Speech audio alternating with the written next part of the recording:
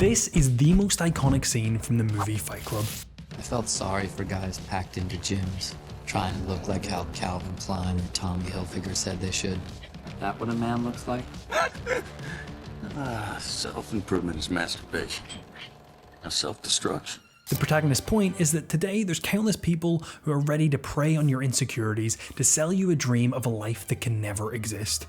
And so you watch endless videos and podcasts that promise the newest silver bullet that's going to fix all your life's problems. As a former self-help junkie, I'm going to tell you the 3 harsh truths it took me years to learn the hard way. So if you can't focus for 5 minutes, I'm sure there's some slime video out there that you can click on. But the first reason you can't stop watching this content is because of insecurity. Not long ago, I was fully immersed in the world of self-improvement, and believe me when I say I tried every fad under the sun, from cold showers to intermittent fasting, meditation, dopamine detox, nootropics, hypnosis, quitting sugar, you name it, I tried it.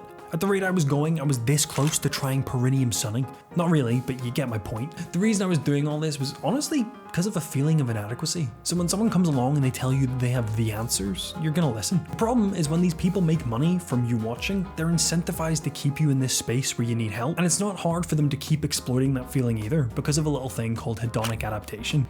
See, our brains aren't designed to keep us happy and satisfied. They're designed to solve problems and keep us alive. So no matter what improvements we make, we're always gonna just measure by the gap of what we're missing. It's the reason why CEOs work till they collapse, why criminals don't stop till they're caught, and why bodybuilders don't quit till they look like rotisserie chickens. All this isn't to say that self-improvement can have its benefits. I mean, I owe a lot of my own personal growth to watching people's content, and I like to share stuff I learn on this channel. But that said, it's toxic and borderline dangerous if you don't know the reasons why you're watching. The best explanation of the difference comes from one of my favorite books, The War of Art. There's countless successful people who attribute so much of their achievements to reading this book, and there's a reason for it, and that's because this shit just works. The author, Stephen Pressfield, points out that we all have one thing that we're drawn to, that we know we should do.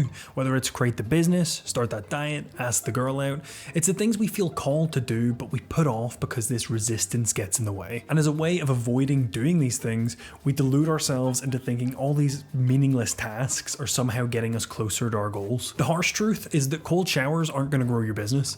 Meditation can't lift those weights, and showing your asshole to the sun won't get you the girl.